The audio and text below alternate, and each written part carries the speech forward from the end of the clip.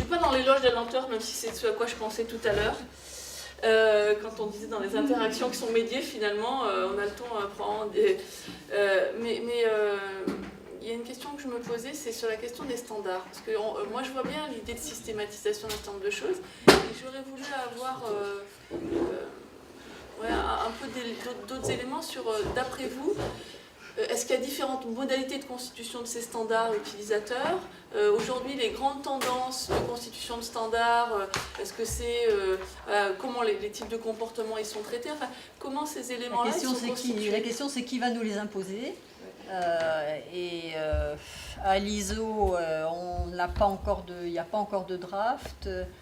Ceux qui avaient fait des standards d'apprenants, c'était après IMS et c'était des boîtes américaines en gros. Et l'Europe n'est pas très active là-dessus. Il y a eu un groupe au niveau européen, il a un peu foiré. En France, l'AFNOR s'occupe de ces questions-là. C'est des questions ingrates. Hein. Ceci étant, si jamais un jour on doit mobiliser, enfin, les gens qui sont à l'AFNOR le feront, mais c'est vrai qu'il faut savoir se réveiller et entraîner des votes pour ou des votes contre, parce qu'une fois qu'un standard est adopté au niveau international, on se le garde un demi-siècle. Hein, donc, des fois, il vaut mieux pas se tromper.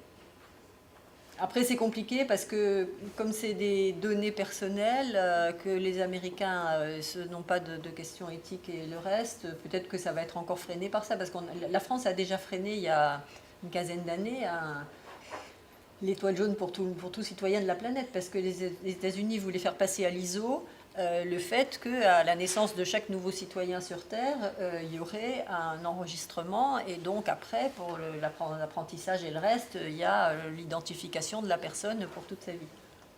Bon, alors ça a été bloqué, on a réussi à convaincre suffisamment d'autres pays pour voter contre.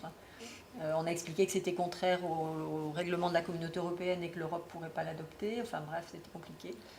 Donc je ne sais pas ce qui peut nous tomber sur la tête.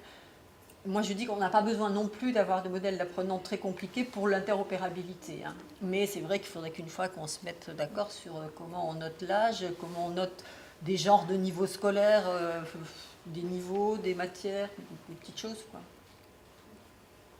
Après toutes les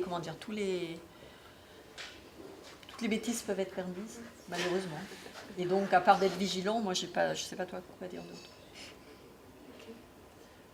Merci beaucoup. D'autres interrogations, questions?